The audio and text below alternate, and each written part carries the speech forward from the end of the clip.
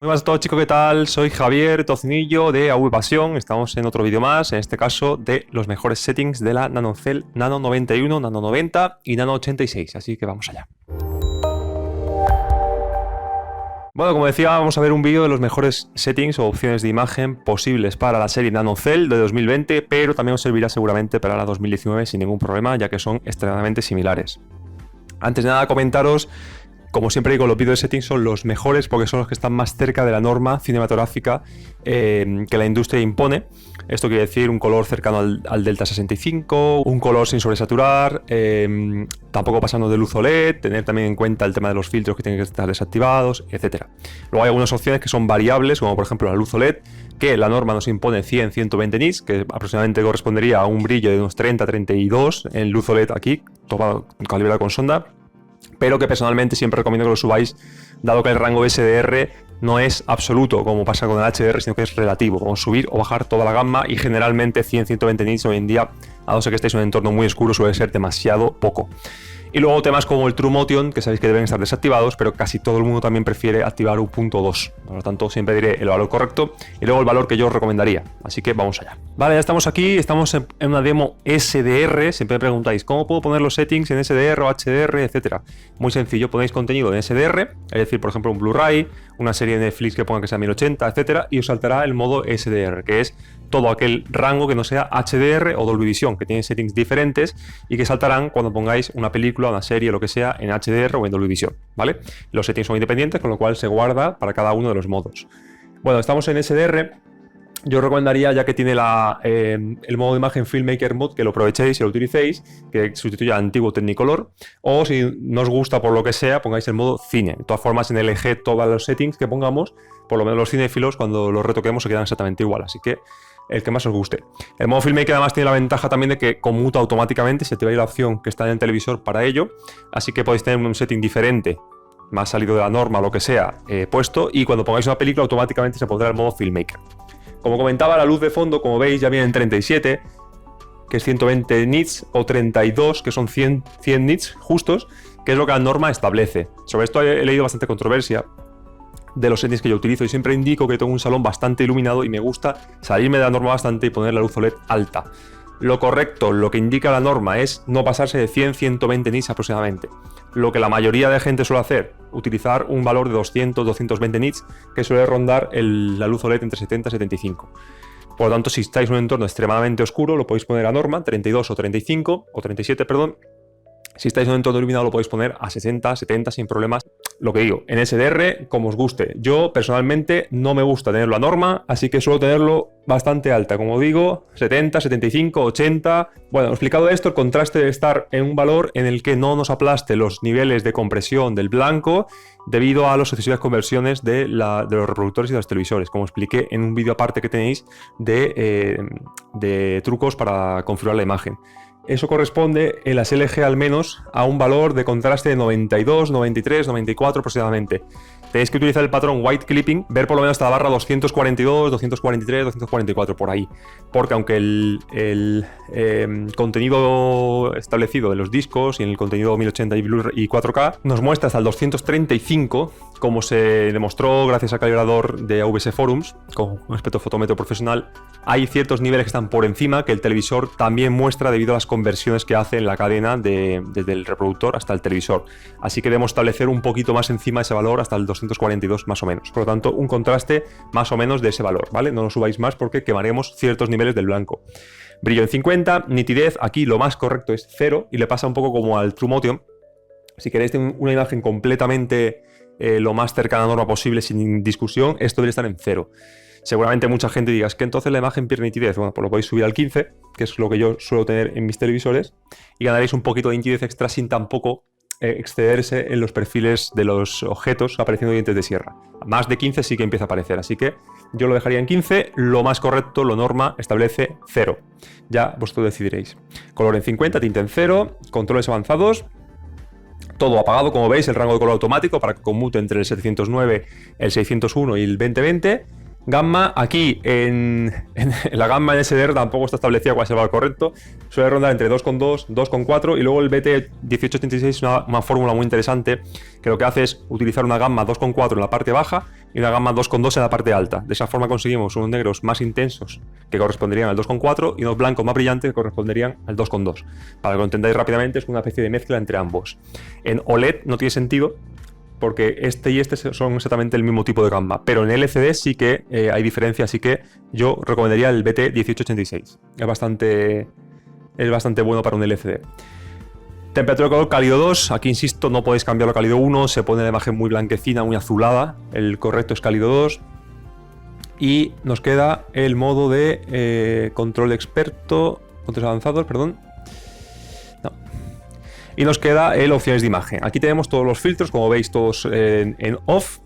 Aquí, gradación suave, yo lo pondría en bajo. Sabéis que es un filtro de contorno que suaviza la transición entre un color y otro y quita la posterización, el banding de color que aparece en material comprimido. Nuevamente digo lo mismo. Seguramente los más puristas lo tengan apagado porque es que si la imagen tiene posterización yo la quiero ver, pero dudo que la intención del director sea que veáis unas pedazos de bandas de color en la película, así que yo recomendaría que lo dejéis en bajo, que no quita nada de detalle fino y sí que quita el 90% del defecto. Luego tenemos atenuación local LED. Yo en las LED siempre recomiendo la atenuación local en medio, en SDR, y luego en HDR, como veréis, lo recomiendo en alto. Eso es debido a cómo trabaja los rangos y que en SDR, al no brillar tanto, no hace falta que sea tan agresivo porque la zona cuando se ilumina no es tan iluminada, entonces no contamina tanto los píxeles adyacentes. Y el True Motion, que tantísimo haya dado que hablar también, lo mismo. Correcto, la cadencia original en apagado. Mi gusto, mi consejo es que le deis un puntito o dos aquí. Se me ha ido.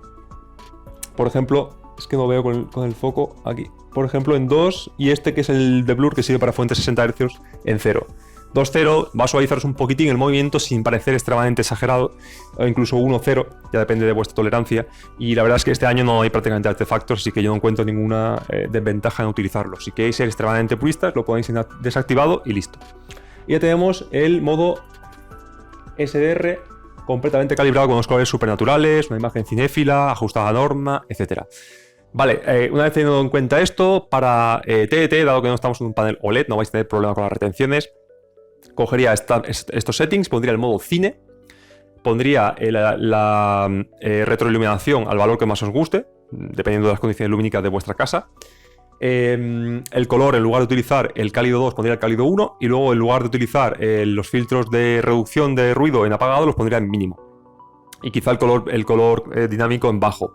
Todo eso sale mucho de la norma, nos va a dar una imagen muy más artificial, más saturada, pero solamente para emisiones de deporte, telediario, lo que sea que emitan, es más un poquito más llamada la atención. Así que como las emisiones no suelen tener norma, dado que cada canal emite como esas narices con miles de efectos, yo pondría esos settings, pero siempre a vuestro gusto. Cuando digo TDT me refiero a TDT, Movistar, satélite, todo lo que no sea cine o películas o series, utilizaría ese otro modo que os acabo de decir. Así me ahorro volver a explicar para que no sea tan largo el vídeo. Ahora vamos a ir con HDR10. Vale, ya estamos en HDR con la demo de los leones, impresionante la demo del LG. Y aquí tenéis un ejemplo de cómo configurar para SDR y ahora para HDR. Ponéis una demo en YouTube HDR, veréis que si os vais a modo de imagen, que está aquí, os habrá puesto aquí un cartelito de HDR. ¿Veis aquí? Modo de imagen HDR. Eso significa que estáis en HDR. En HDR la luz y el contraste tienen que estar a 100, por lo que explicaba antes. La curva PQTF es absoluta, quiere decir que está ya masterizada cuando se crea el contenido, pensando en que en la parte tal tiene que tener X nits, en la parte media X nits, en la parte alta X nits. Si bajamos o subimos estos dos valores, esa asignación que hace la curva, por eso se llama absoluta, se pierde. Por lo tanto, perdemos el efecto HDR, o por lo menos el más correcto. Así que siempre, Dolby Vision HDR, estos dos valores en 100. Aunque os deslumbren, aunque parezca artificial, tiene que estar siempre en 100 porque es la intención del director. Brillo en 50, nitidez de lo mismo. Si lo queréis correcto, vamos a ponerlo ahora en 0. Este sería el valor más correcto. Si lo queréis un poquito pasado, en 15. Luego tenemos todo esto igual, controles avanzados, todo en apagado y el mapa de tonos dinámico. He leído ciertos expertos que dicen que esto es lo mejor de lo mejor de lo mejor. Como ya expliqué en la demo de Panasonic, como veis, el tone mapping de Panasonic y Sony sí que es lo mejor porque solo mapea ese último detalle en las altas luces que no tiene capacidad el panel para mostrarlo. Pero LG tiene un problema y es que si yo lo apago, como veis, toda la imagen entera pierde brillo, y si lo enciendo toda la imagen entera gana brillo. Es un tone mapping que no se ajusta a norma, es un tone mapping que es más espectacular de lo que debería. El HDR debería verse así. Así debería verse, y solo mapear los puntitos brillantes que el panel no sea capaz de mostrar porque no llega a esa capacidad de nits. Sin embargo, yo os recomendaría dejarlo encendido, aunque no se ajuste a norma. Insisto, leeréis a expertos que digan que esto es perfecto y tal. No, no lo es, se sale de norma bastante. De hecho, os voy a enseñar la curva de referencia que tenéis abajo y la curva con el Dynamic Tone Mapping que tenéis arriba. Como veis, la curva amarilla es la que corresponde al panel con el Tone Mapping activado. Como veis, se sale muchísimo de la referencia y brilla mucho más de lo que debería. Y cuando lo desactivamos, se ajusta más a norma. Por lo tanto, resumen, a vuestro gusto. Yo, al igual que he hecho, por ejemplo, con la luz OLED en SDR, me gusta darle un poco más de viveza a la imagen, aunque no sea lo más correcto, así que encendido. Pero que sepáis que si leéis a alguien que os dice que esto es correctísimo, no, no lo es. Como veis, se sale de la norma. Así que, si queréis ser lo más puristas, debería estar en apagado. Ojo. Nos vamos ahora al balance de blancos. Tiene que estar como siempre en cálido 2, que es el color delta 65 o 6000 grados Kelvin. El rango de color automático, para que nos conmute al Rec 2020. Y como siempre, opciones de imagen, por lo mismo que explicaba antes, grabación suave en bajo. Y atenuación local en alto. Los paneles FALT, al tener que iluminar una zona muy brillante, por ejemplo, mostrándolo a 800 nits, la zona se va a iluminar a 800 nits. Por lo tanto, si la zona es más grande que el objeto que va a iluminar, lógicamente veremos mucho blooming, porque toda la zona entera se va a meter un chute de luz bestial. Así que cuanto más alto tengamos la atenuación local, más agresivo es y más intentará controlar ese exceso de blooming. Por eso siempre en HDR lo pongo en alto y en SDR en medio. Y True Motion lo mismo. Si lo más correcto es apagado, lo que da un poquito de quitar esa tartamudeo del 24p sin afectar a la cadencia cinematográfica original y sin introducir efecto telenovela sería el 2.0 como máximo. Incluso 3.0, que 3.0 ya parece un poco de SOE. Y con eso teníamos el HDR10 completamente calibrado. Nos vamos a ir ahora a Dolby Vision y terminaremos con el modo juego. Bueno, estamos en Dolby Vision, como veis arriba a la izquierda aparece en Dolby Vision, lo voy a pausar para que no se pase la demo. Y nos vamos aquí, y lo mismo que en HDR. ¿Cómo sabemos que estamos en modo Dolby Vision? Pues ponemos una demo en Dolby Vision, una película en Netflix o lo que sea. YouTube no tiene Dolby Vision. Y como veis aquí, os aparecerán solamente las opciones de Dolby Vision. Aquí arriba, ¿veis? Dolby Vision. Y tenéis estas 5. El modo vídeo estándar está completamente fuera de norma. El modo juego está indicado para juego, quita varios procesos de imagen. Y nos quedamos con estos dos modos. Yo aquí recomendaría el modo cine, que es el más correcto. Y al igual que HDR, 100, brillo 50, nitidez si queréis lo correcto en 0. Si queréis saturar, o sea, si queréis darle un poquitín de nitidez sin pasaros, 10 o 15. Controles avanzados tenemos apagado. Como veis aquí no nos deja tocar la gamma ni el rango de color. Temperatura en cálido 2, correcto. Por los mismos motivos que antes, no voy a volver a entrar para no hacerlo más repetitivo.